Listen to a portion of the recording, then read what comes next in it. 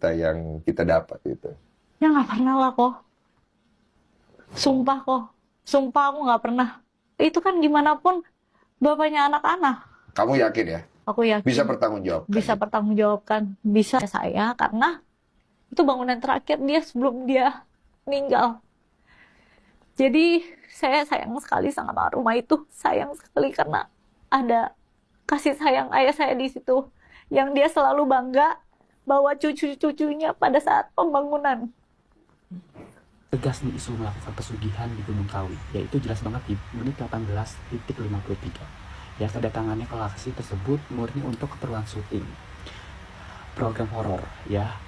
Jadi itu di menit 19:00 ya.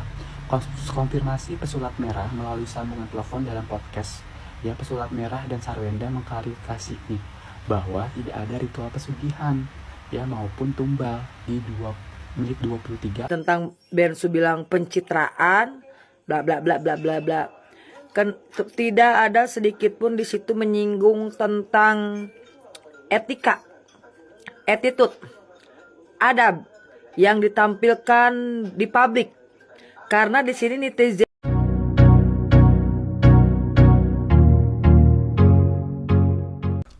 Assalamualaikum warahmatullahi wabarakatuh. Apa kabar teman-teman? Semoga kalian dalam keadaan sehat dan untuk kurang suatu apapun.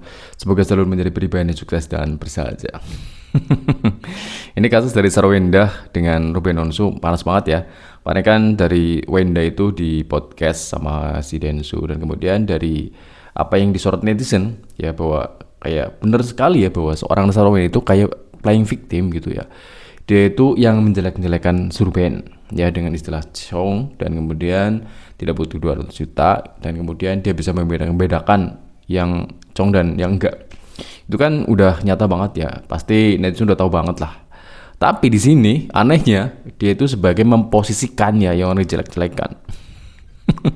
Orang dia udah jelek dulu gitu ya, dengan menantang netizen dan kemudian merasa dirinya itu malah yang terzolimi. Ini lucu sekali guys ya. Ini gokil banget. Seperti apa sih video selengkapnya? Ngata-ngatain Koruben Cong di depan anak-anak. Itu dari berita yang kita dapat itu. Ya nggak pernah lah kok. Sumpah kok. Sumpah aku nggak pernah. Itu kan gimana pun bapaknya anak-anak. Kamu yakin ya? Aku yakin Bisa pertanggungjawabkan? bisa pertanggungjawabkan. Bisa. Boleh sombong gak sih sekali-kali? Orang dalam Tuhan tuh bingung ya. Orang dalam Tuhan bilangnya kayak gitu. 200 juta apa sih 200 juta itu? Apa sih Bagi 200 cincin juta? aja kayak bagi duit goceng. Padahal ini diamond loh guys. Gak usah mengharapkan laki-laki. Gak usah. Bisa beli sendiri. Enggak lah, ngapain ngarepin laki-laki apalagi Cong.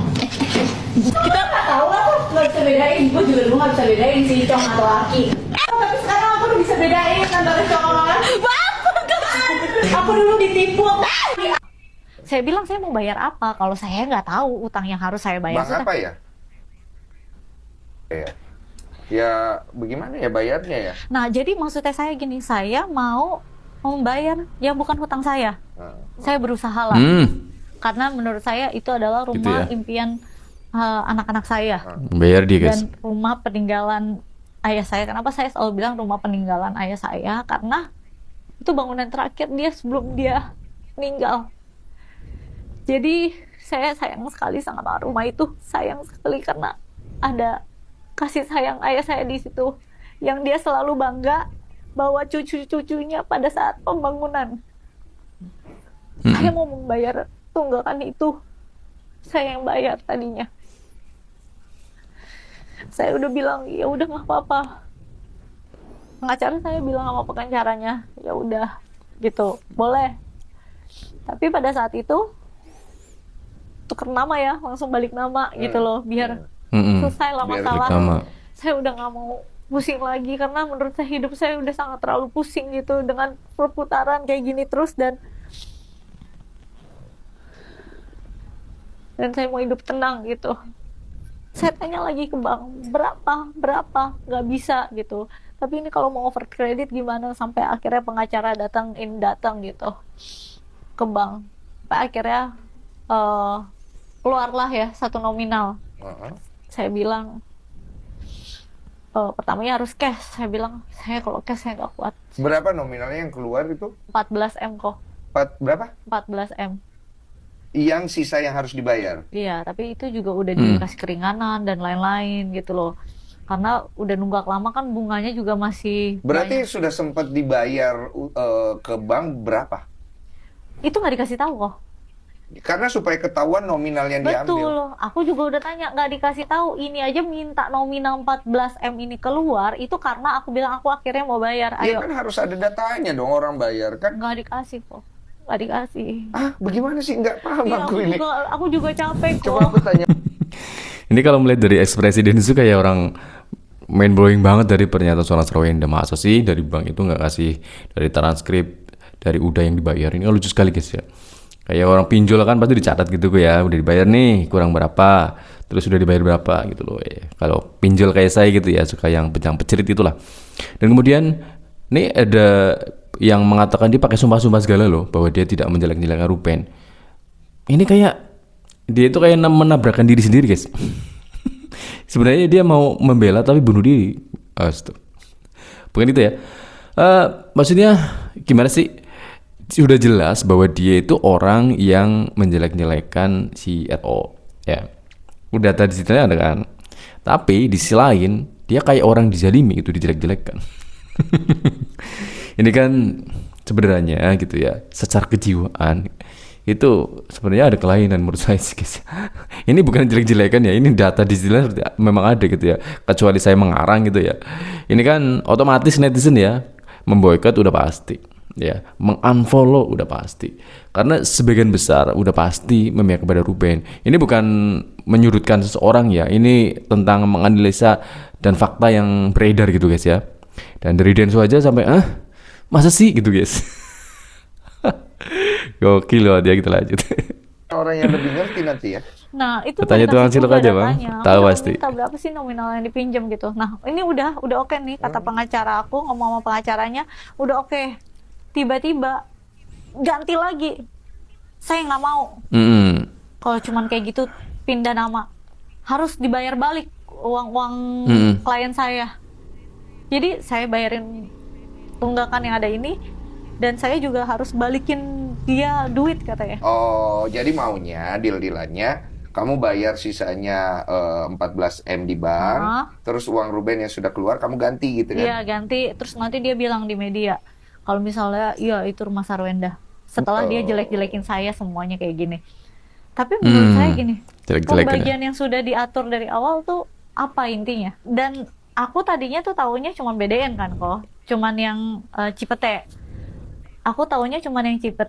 Ya, tapi apakah benar kamu pernah ngata-ngatain Ko Ruben com di depan anak-anak? Terus kalau masalah kenapa muncul sampai ada isu 200 juta, 280 juta, kamu taunya itu gara-gara apa itu? Tapi masalah yang pesugihan itu, kamu beneran pesugihan? 1,5 jam gua nonton tuh ya, dari A sampai Z. Ya kan? Hah? Sama ya? Emang gitu sih? Gue nonton versinya Bang Ruben. Ya. Oh iya, dinanti tuh. Ya, Bang Ruben. Beneran. Pengen banget kita semua denger dari sisinya Bang Ruben. Ngeri. Apa tuh?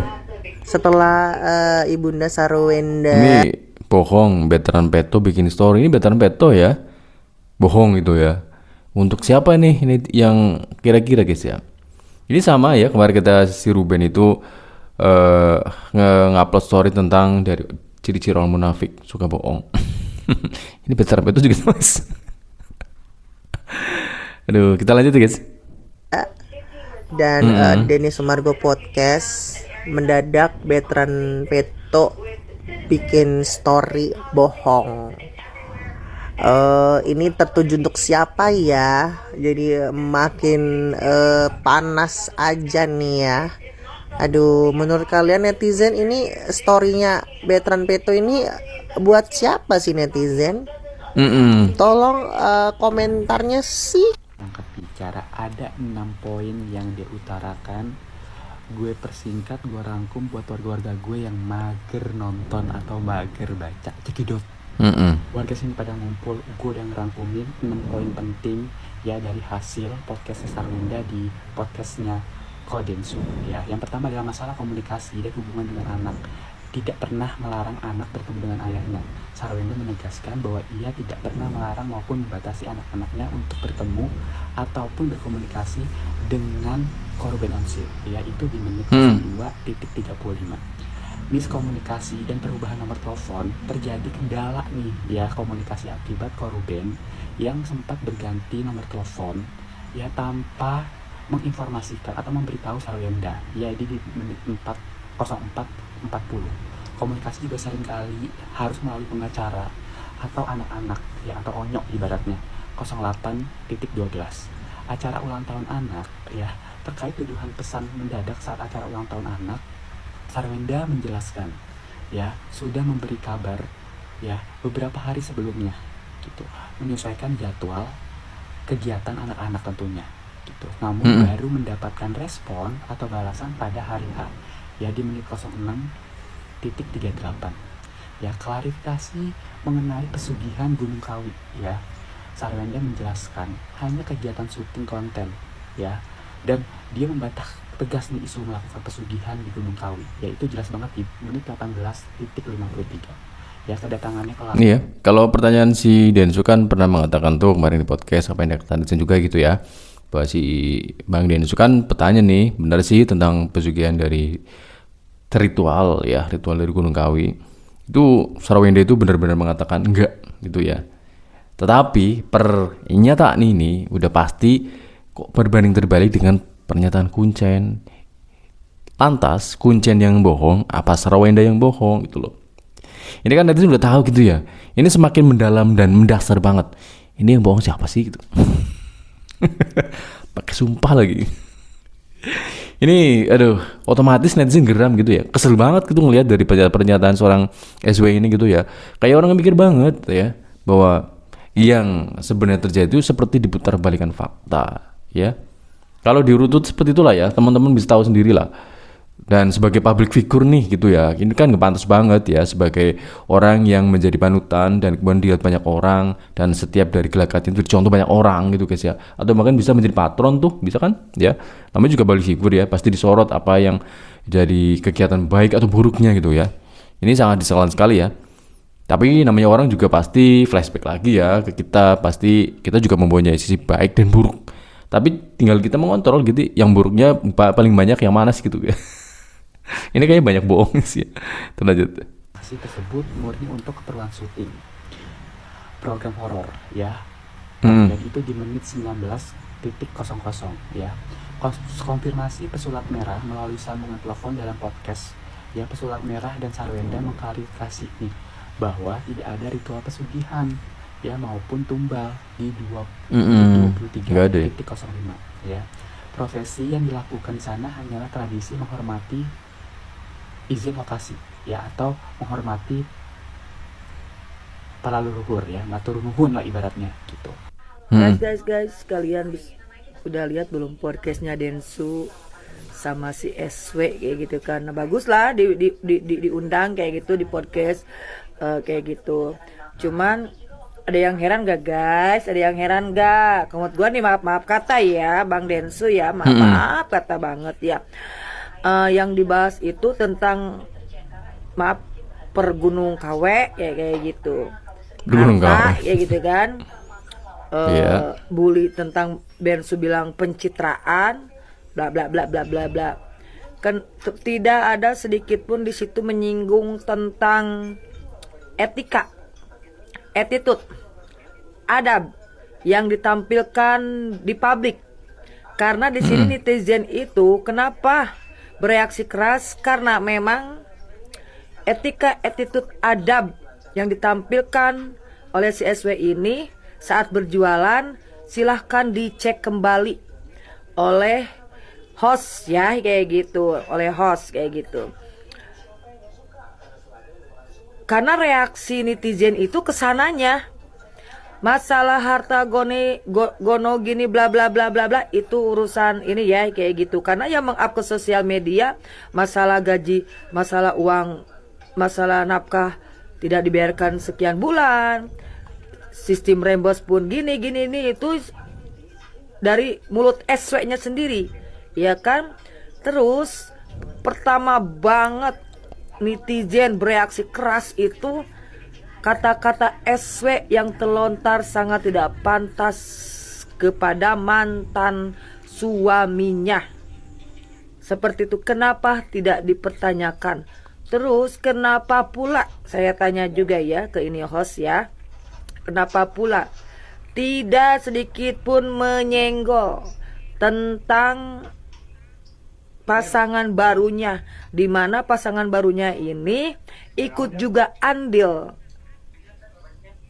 Kenapa aku bilang yang saya lihat di sosial media itu terlalu ikut campur masuk ke ranah yang bukan haknya.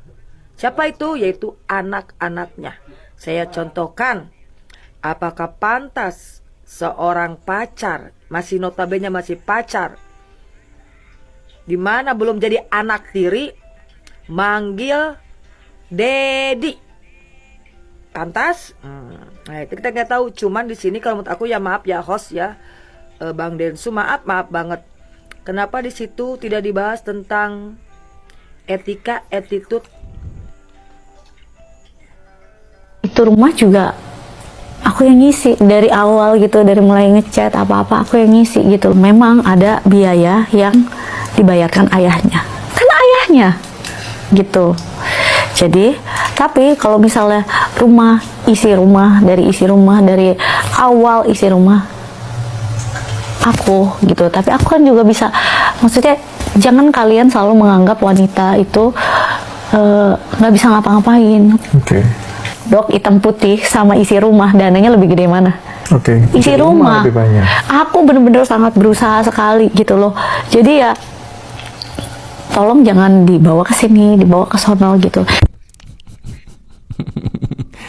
Seperti itu teman-teman ya, dari pernyataan Sarwenda yang kayak ngucapin sumpah itu kayak gampang banget, dan kemudian dia itu kok juga gampang banget memutarbalikkan fakta ya, dimana ketika dia itu seolah-olah yang paling dizolimi dan kemudian disudutkan dan kemudian malah merasa paling sedih gitu ya. Tapi dia nggak pernah merasakan apa yang dirasakan oleh seorang Ruben Onsu ya. Jadi mana dia sering sakit-sakitan ketika dia bersamanya, meskipun ya oke lah ya, itu tidak ada kaitannya dengan dirinya ya. Dan kemudian ketika dia benar-benar berjuang ya, ini kan dari pernyataan Sarwenda yang mengatakan bahwa dia itu yang mengisi semuanya, dan kemudian dia yang membiayai rumahnya, dan seolah-olah gitu ya seorang Ruben Onsu ini sebagai penambah saja, dan kemudian dia itu kayak gampang banget mengklaim bahwa dia itu kayak porsinya itu paling banyak baiknya gitu guys. Nah dari sini ya, dari podcast, dari Densu, dan kemudian dari media yang beredar lah, paling tidak netizen udah dapat ya menarik kesimpulan bahwa seorang Ruben Onsu memang dari orang yang paling banyak disakiti lah ya, paling tidak seperti itu gambarnya guys ya. Tetapi ya kita cermin diri juga sih ya, bahwa setiap orang memang punya kepribadian ya, ada baiknya ada buruknya. Namanya juga public figure, mereka juga manusia biasa guys ya, nggak bisa menjustifikasi jelek semua, nggak bisa. Tetapi paling tidak kita bisa meniru dari yang baik-baik aja lah ya. Seorang wanita pasti mempunyai kebaikan otomatis ya, dia seorang ibu yang mandiri, itu udah menjadi contoh bagi wanita siapapun ya, itu benar-benar menjadi contoh. Tapi yang tidak dicontoh yang tidak baik-baiknya ya, yang suka playing victim dan sebagainya, suka bohong, dan ini kan gambarnya seperti itulah ya, benar-benar memang beredar di media sosial. Dan seorang Ruben Onsu ya, seapapun baiknya pasti kayak kita mempunyai kesalahan, mempunyai masa yang buruk, mempunyai kepribadian yang buruk pula di sisi lain, meskipun ya compare-nya ya banyak baiknya, karena menurut saya kepribadiannya berbaik sih Ruben ya. Auranya itu baik, dia bukan orang tipe yang jahat, bukan tipe orang yang iri dengki, bukan. Dia orang baik, asli. Menurut saya gitu ya. Dan semoga saja menjadi sebuah hiburan, pembelajaran. Pokoknya tirulah yang baik-baik saja ya. Oke, sekian. Assalamualaikum warahmatullahi wabarakatuh. Ciao.